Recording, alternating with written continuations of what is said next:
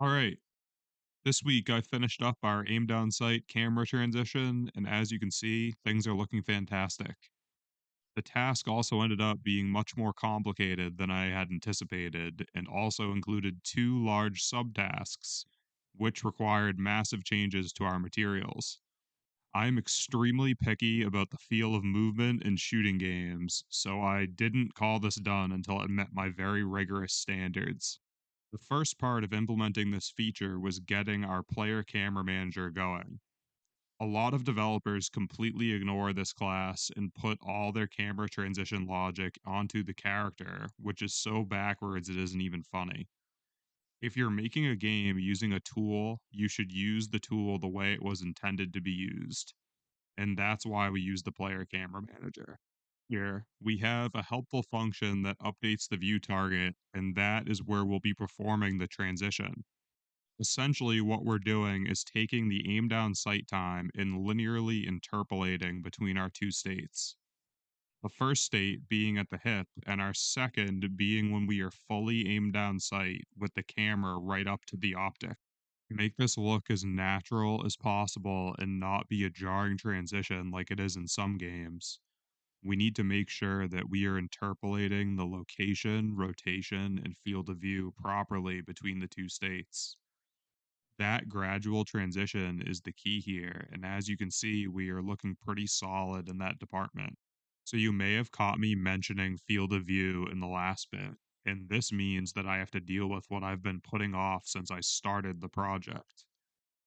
For every single first person animation I've made, like weapon swapping, jumping, etc., they all only look good at a very specific field of view. As you can see here, things are looking pretty awful, and that's because I bumped up the field of view. This turns out to be a big problem because in FPS games, we constantly need to change the field of view because when you have an optic with zoom, that is just another way of saying an optic that decreases your field of view. Gamers have also come to expect a field of view slider in the options menu so that they can decrease or increase their field of view based on their specific playstyle. People really pull out the pitchforks when games ship without that setting, like Call of Duty did a few years ago on Xbox and PlayStation. Fortunately, we can get away with having our first person mesh animations only look good at a specific field of view by rendering just the first person mesh and the first person weapon at that very specific field of view. At the same time, we can allow the camera to render everything else in the world normally with whatever field of view the player desires. This also solves the issue of our weapon clipping through surfaces, which looks really sloppy, so it's something that we definitely want to avoid. Unfortunately, though, Unreal doesn't have a built in way to render particular meshes last, or if there is one, I haven't found it. Instead, I use a method that I found a long time ago where we use the world position offset of our materials to create the same effect. I won't bore you with the details of how it works, but as you can see, our issue with the weapon clipping through the environment is now fixed. You can also see now that when I'm using console commands to change the field of view this time, our first person and weapon meshes still look good. I can't show you the weapon swapping animations right now for reasons I'll go into later, but as you can see, our movement animations are still looking good even at this very large field of view. We then get to the last and trickiest part of getting the aim down sight result I showed off at the beginning of the video. As you can see here, we are seeing a ton of the inside of the scope, and the barrel of the weapon is blocking most of the sight picture that we can actually see. This is not going to meet the standards of this game, so we need to fix it.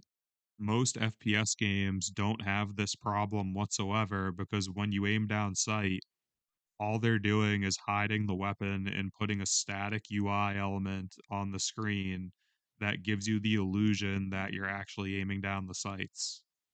This solution gives that jarring transition effect we're trying to avoid, and you also don't see realistic lighting on your weapon, which ends up giving a pretty awful result. So, how do we clear our sight picture while also maintaining a true aim down sight system without a jarring transition? Just like the last problem, the answer lies within the material editor. When working with materials, you can create something called an opacity mask, which can be used to tell Unreal to not render certain pixels of a material. What you're seeing here is the result of the opacity mask that I created and applied to all materials on my first person meshes that have a chance of ending up in our sight picture, like the hands, barrel attachments, and even the weapon itself. I set up this mask so that for every pixel on the mesh that the material is on, it will check if it's within the given scope radius.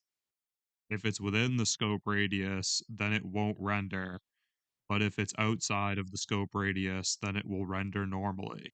From there, all I had to do was a little bit of guessing and checking to find what the optimal scope radius value is for our ACOG scope here, and things are looking perfect. We are able to have a real aim down sight system, but at the same time, it looks smooth and our sight picture is completely clear, minus that weird effect at the top of the scope. Speaking of that effect, fixing that is going to be the first thing I work on for next week. I made a lot of changes to the materials, so I probably made a mistake somewhere, but on the off chance that I didn't, and there's an issue with the asset pack scope material, I'll just remake the material altogether. The next small issue I have to solve is if you look at where the left hand is gripping the weapon, a small amount of the hand is being rendered through the glove for some reason. I'm not really sure why this is happening and couldn't figure it out when I looked at it quickly. I'm sure after taking a closer look, though, I'll be able to fix it, and our hand will stay inside the glove like it's supposed to. Next up will be a ton of cleanup I have to do in regards to the aim down sight system. Right now, it only works for the ACOG sight on the assault rifle. I'll need to make the aim down sight animations for the sniper and submachine gun, as well as put in the sockets I need for each of the 6 sight options we have on each weapon. This won't be hard to do, but it'll definitely be time consuming to say the least. After that's done, I'll move on to making crouching look better, as the transition is very jarring at the moment and the third person character is moving like no human I've ever seen before. I have a few ideas on how to improve things, but I'll get into that next week. The other thing I want to mention is I decided to go back on what I said last week and stick to my original plan for this series. Recording these devlogs takes me a substantial amount of time, and if I aim to release 3 of them a week, like I said last time, I'm going to have much less time to actually develop the game. With that being said, I'm going to release one devlog every week on Sunday at 8:30 p.m. Eastern, like I was previously, with one massive change.